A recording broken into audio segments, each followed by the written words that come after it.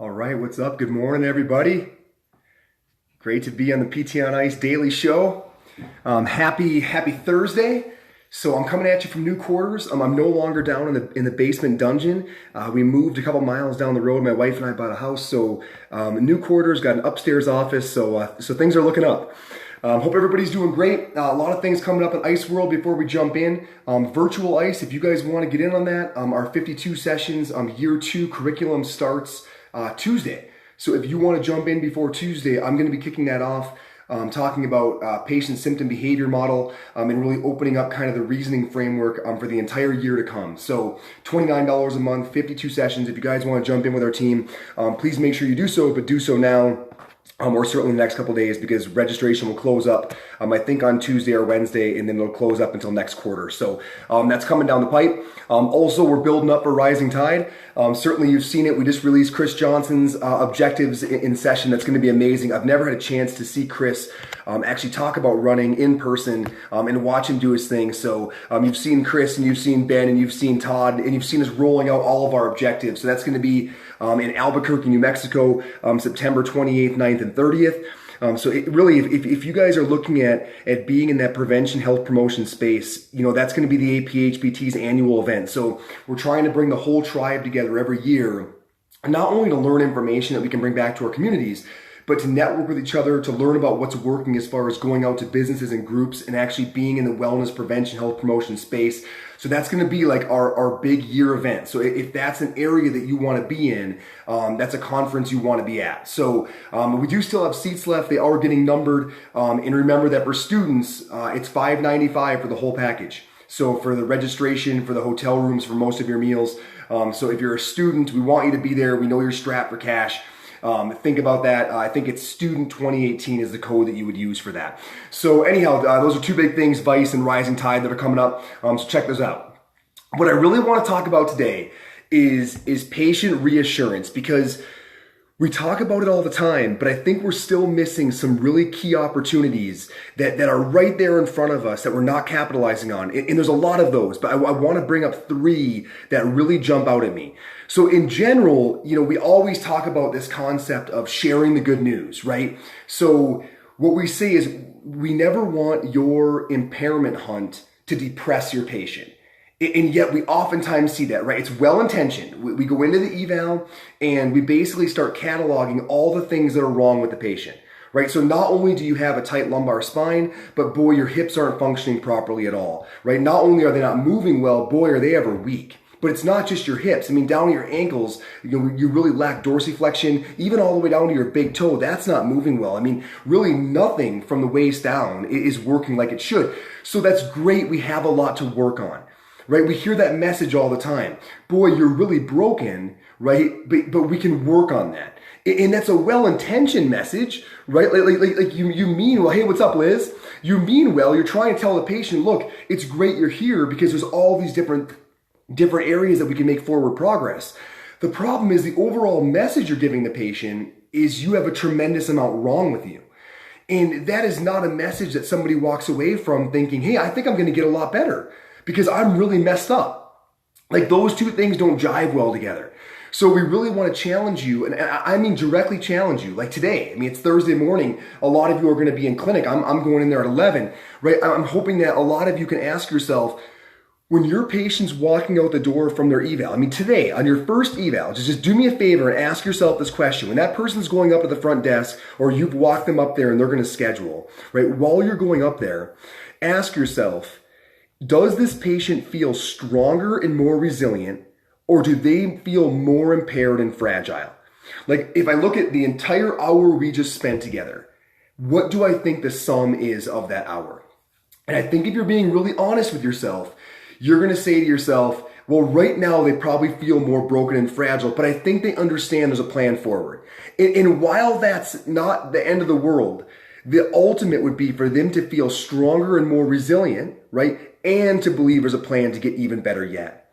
The way we accomplish that is by sharing the good news, right? So we have no problem saying, hey, your back does feel a bit stiff. And it seems like when you're moving your back, we're reproducing your symptoms. There's some stuff to work on there. But good Lord, Betty, these hips are wonderful, right? I mean, these hips are moving great in any range of motion I want to go to. These are a dancer's hips, right? And you want to share, Betty, I can't believe how strong that hip is. Like, yeah, your back has some stuff to work on, but boy, considering what's going on around that, right? I see a lot of stuff to work with. I mean, the materials you're giving me, Betty, how could I lose? Right? And Betty's going to get a kick out of that. But more importantly, Betty's going to walk out thinking, yeah, my back's got some issues, but I got a lot going on here. Like there's a lot in my favor, and that's really going to help me get better. Right? So again, share the good news in general, but I want to talk about 3 specific things that I can do. 3 specific things that at any given eval, I think pop up a lot that we can capitalize on. And as opposed to just talking about this as a general message, I would love to see us nail these 3 every time. The first one is imaging. Okay, and this is really a hat tip to Mark Hancock because he was at that conference in Brazil, the International Low Back Pain Symposium, and he brought this up and it really refreshed in my mind, am I really using that leverage? So we have beat to death this idea of helping someone understand that imaging findings oftentimes don't correlate well to symptoms, right? That individuals who are asymptomatic oftentimes have things on imaging that can be disconcerting. So we've done a good job in talking about how, hey, well, don't sweat your image too much because a lot of people who don't have back pain have similar images, okay? But what about going further in leveraging the imaging as a reassurance tool? Because like we all know, a lot of our patients are really worried about their image. Right? Like, look, Jeff, this L4, L5 segment, right? The doc said it was brutal, right? That's why I'm having so much pain, and that's where my problem lies. Now, if the patient comes in with that mindset and you do a really solid eval, right? And you do a great job, maybe in this given patient, you show them the actual symptom origin as their hip. Right? It's during passive range of motion of that hip where you bring them up and they say, oh, there's my symptom reproduction. Right? You talk about eggs and E's and it's really more walking on uneven ground and crossing their legs. And you demonstrate to the patient that the symptoms are actually coming from the hip. Now, here's your chance to look at them and say, hey, after a thorough exam, I think you and I can both agree this seems to be coming from the hip. And that makes sense because a lot of folks that have those kind of images don't have any pain associated with it. And really, I don't even think it's coming from the back. I think it's coming from the hip. So now, not only have you diffused their concern about the image, you've now made it totally irrelevant, right? Or going even further, someone who comes in and has some findings on their imaging and they're concerned they have nerve root involvement, right? So a lot of us will come in, the patients will come in and they'll say, I've got a pinched nerve, right? And my uncle had to have surgery for a pinched nerve, right? He wound up losing the ability to even move his foot. He still trips on it to this day, right? And you do a really thorough exam, right? And you do a neural screen, sensation, myotomes, and you can turn to that patient and say, there's nothing on here that indicates that finding parallels to what you have going on, right? So you can take that off the board, right? But the final step of reassurance that Mark brought up was that when nothing does jump out on the imaging, the ability to look at the patient and say, oh, this is great, right? Like there's nothing significant on the imaging. So taking that next step and not only taking people from, hey, I'm concerned about the imaging to, hey, don't worry about it, but actually using imaging to be reassuring. Right? Because a lot of people have x-rays, MRIs in their files. And we're talking about now taking that and when nothing really big jumps out, saying, not only do I not want you to worry about it, Susie. So I appreciate that you see some multi-level spondylitic changes or degenerative changes. Not only do I not want you to worry about that correlating to your symptoms, because after your eval, we see that's probably not the case. But actually what we see on your imaging is very encouraging because nothing there is out of the ordinary. That is a very reassuring statement, right? So the image you're giving me is one I see that's run of the mill for folks who don't have back pain all the time. How wonderful, right? Nothing here is out of the ordinary. So you've actually now turned imaging 180 degrees. Not only have you taken them from after your exam, the things that we see there, right, are not in any way seem to correlate with what we find during physical and subjective exam. But what we see there is reassuring because nothing jumps out that in any way would prohibit us from moving forward. So actually being able to take their exam findings and say, hey, this is wonderful. What we're seeing in that exam is there's nothing there that would prohibit us from making forward progress. So think about taking their medical imaging and not only saying, hey, nothing there, right, explains your symptoms, but take the imaging and say, hey, the imaging I see there is so status quo. What a sigh of relief. Nothing sinister is going on. That should give you a lot of confidence that we can treat this out no problem. So I think we miss the opportunity to leverage relatively benign MRIs to be able to say, oh great, nothing serious there. What a great thing to be able to rule out. Let's keep moving forward and actually use that as a point of reassurance. So yeah, Mark, exactly, man, reverse it. So not only bring it to neutral, but when possible, leverage that as a positive. Oh, you've got some MRI findings. Oh, wonderful, nothing serious going on here. God, that's great. I think we're really going to be able to make some progress. Right? So not only have you diffused, you've actually amplified those findings. All right, that's number one. I think we way underestimate that possibility. Okay, number two is symptom modification, right? So a lot of patients are out there suffering because their symptoms haven't changed, or no one's been able to touch it, or nothing has touched it. A lot of patients will make that comment. Well, nothing's been able to touch my pain.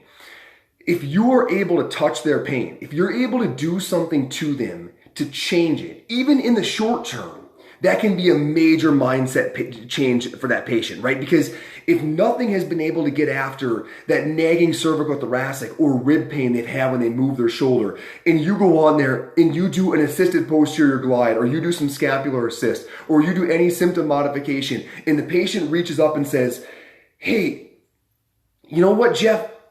For the first time, I think since I felt this, that feels a lot different while you're holding that.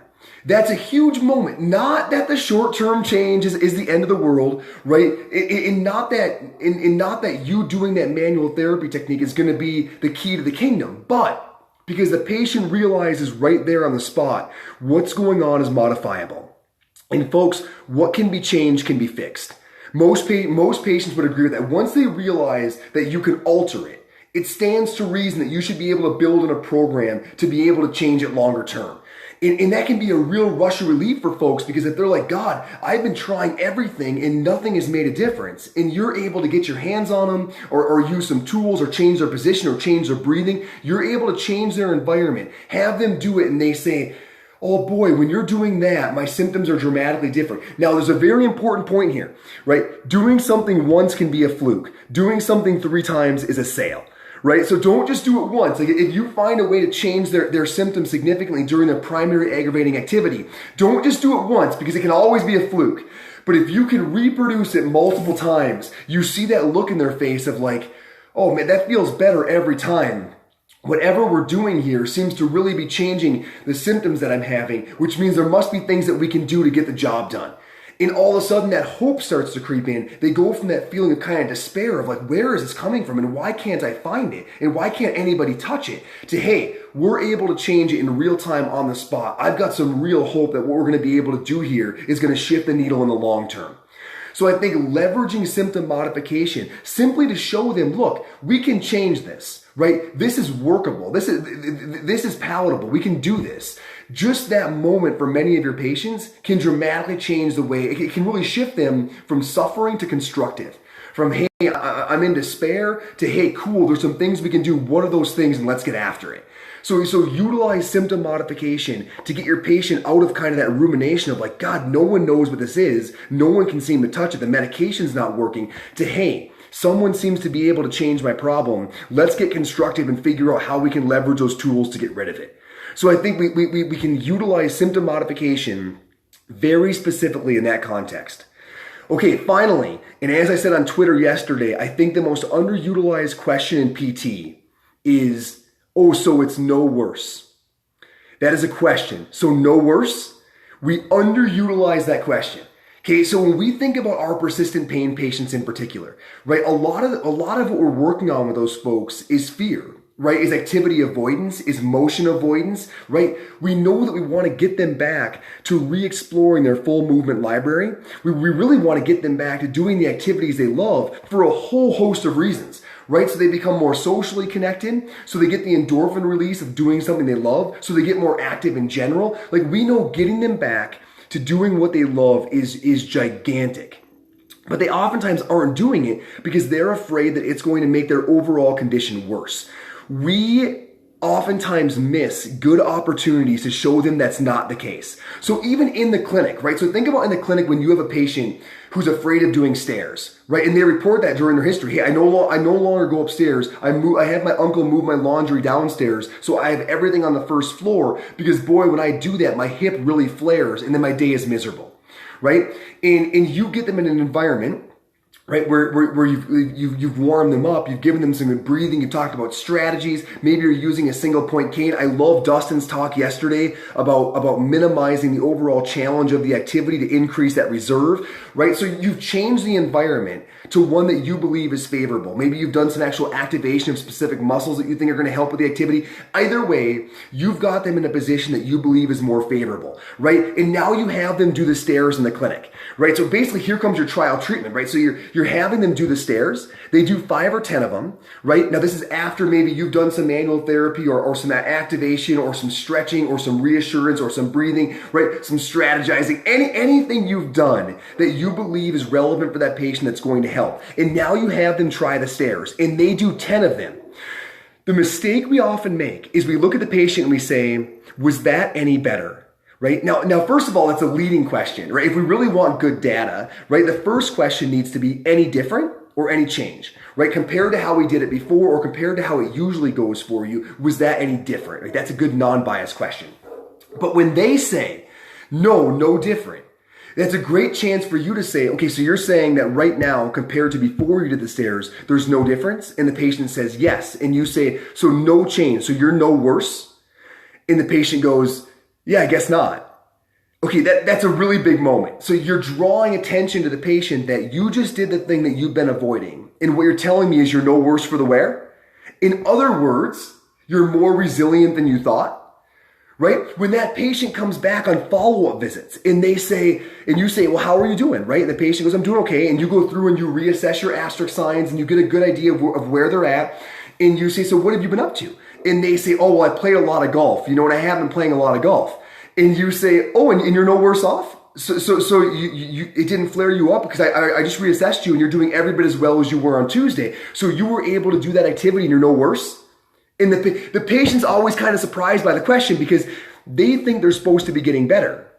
But what your point is, even though your symptoms aren't changing, you're doing the activities you love, you're re-engaging in your life, that is getting better.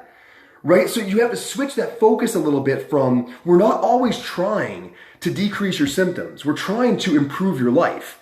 And if you're coming back saying, hey, Jeff, I played golf and Jeff, I finally took that trip to my cousin's and, I don't feel like I'm getting a whole lot better. Are you getting worse? Well, no, I'm the same as I was on Tuesday. So Denise, you're telling me that you took that trip you were dreading, that you played golf you haven't played, and your symptoms are no worse at all than they were on Tuesday? So like your body tolerated all of that and you're no worse? And Denise is like, well, yeah, I guess so. And that's that amazing moment of Denise saying, hey, maybe this stuff's really not making me worse. Like maybe I should keep doing it because I'm not getting worse. I'm tolerating all of it fine. That's a magic moment. We don't bring enough attention to no worse because a lot of patients, when I say that, when they come in almost looking disappointed, like, Jeff, I guess I don't feel like I'm feeling a whole lot better. Well, what have you done? Well, I've reduced my ibuprofen by half and I've went back to playing golf. And actually I played twice this week and Steve, you're no worse at all. So you've taken away how you're chemically treating your inflammation. You're doing more of your activities and in no way are you getting worse. Like your system's tolerating that fine. Like Steve, we've got a pretty big win in our hands going on here. Because dude, if you keep doing that, if you keep engaging in all your activities, right? If you keep going out there with your buddies, if you keep moving like this, man, long game, we got this thing nailed. So if you're not getting worse in the short term, I can't see a long game that looks negative, right? That is a very important reframing, especially for folks who have persistent pain, on taking what they think is a short-term either neutral effect or loss and showing them, no, actually, I'm really impressed and encouraged that your body tolerated that just fine and you're no worse. We're going to be able to build on that. Things are going in the right direction. So I'm really asking everyone to step back and think about 3 things this morning. When you go into clinic, can you use someone's imaging that doesn't show anything sinister? Can you use somebody's imaging to actually be reassuring? Oh, it's great to see that on your MRI, there's no real significant standout findings. I mean, you've got pretty much status quo what most people have, but boy, nothing jumps out here. What a great thing that we can build on. right? Number 2, symptom modification, right? What is changeable is fixable. If you can show people that in some environment, in some circumstance, they can do what they want to do without pain, it stands to reason that we can build on that and create that circumstance environment long term. So simply being able to change it, then bring their attention to it, right? Remember, once can be a fluke, 3 times is a sale. You do it 3 times in a row and someone's going to say, boy, whatever you're doing seems to finally be getting rid of that pain. What can I do at home? What can I do with the way that I'm moving? How can I create that environment so I can do this at work, etc.? And now we're on to something. Now hope is creeping in. Now we're on the upswing. Number 3, the most underutilized question in PT. No worse, right? They've now done the thing they were afraid of. They hop off. How you feeling? I feel the same. Oh, you feel the same.